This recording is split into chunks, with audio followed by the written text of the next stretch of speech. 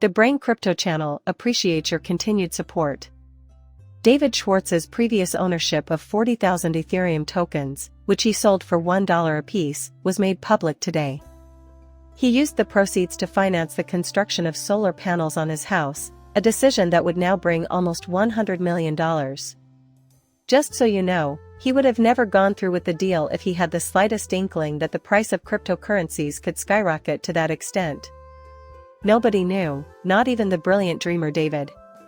It doesn't matter if your mistakes don't cost $100 million, they will accumulate over time if you remain in this field.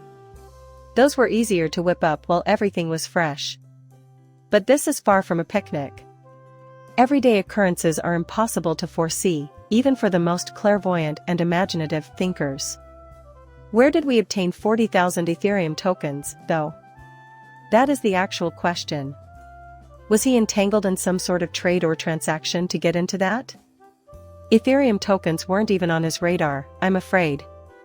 He was interested in the project because of his friendship with Vitalik. Then he intended to support it. This led him to return the tokens and instead donate 20 Bitcoin. His value grew as a result of that action. He proposes the idea of establishing a solar system. How significant was investment really? My question is this: knowing what you do about David, would you have taken part in the Ethereum ICL if you suspected it was a criminal operation? These days, it's almost as if the Ethereum ICO did something terrible to mankind. Similar to Ripple, they weren't trying to get away with breaking the law, else they wouldn't have structured their deals to create an ICL that lasted for 10 years. Since it was simpler to sell the tokens on the secondary market for full market price, they reasoned that selling them to institutions via contracts was the most legal option. Although the rules are vague and the industry is still in its infancy, no attempt was made to break the law. Making a few blunders is inevitable when you're at the forefront. So, trying to paint Ethereum and the ICO as criminal operations is completely ridiculous. Looking closely at the crime, Hinman's speech going up there and writing his own regulations, his own clarity for the Ethereum token, is significant, and once again, you can see that our own David Schwartz was engaged. Hey, you're the director of Corfin. Someone needs to investigate this right away.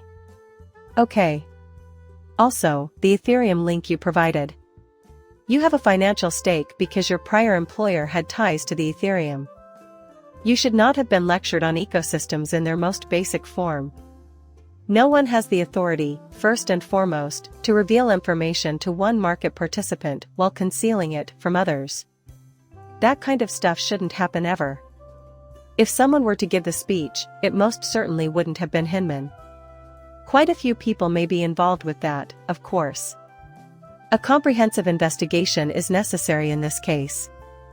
It was actually Hinman who should have received that speech, hence he should face consequences. We resolved that. More importantly, he needs to quit if he wants to keep this from getting worse. All the facts, including the names of the people directly involved, ought to be revealed by him. Plus, it's not common for the government to conduct its own audits, so we won't have all the facts until we do, which, unfortunately, is quite unlikely. Nevertheless, the ICO will highlight it and deem it unlawful. Many people believe that Ripple is involved in illegal activities or plots, thus they accuse them of breaking the law. That won't pique anyone's interest. Their only desire is to initiate their undertakings and produce fresh work. So, let's identify the individuals directly involved and focus on the misconduct's origin, Hinman's activities. That is the main concern, not the fact that Ethereum carried out an ICO. Our video comes to an end with it. Your continued support in the form of a subscription and thoughtful commentary is much appreciated. Gracias por todo, depart.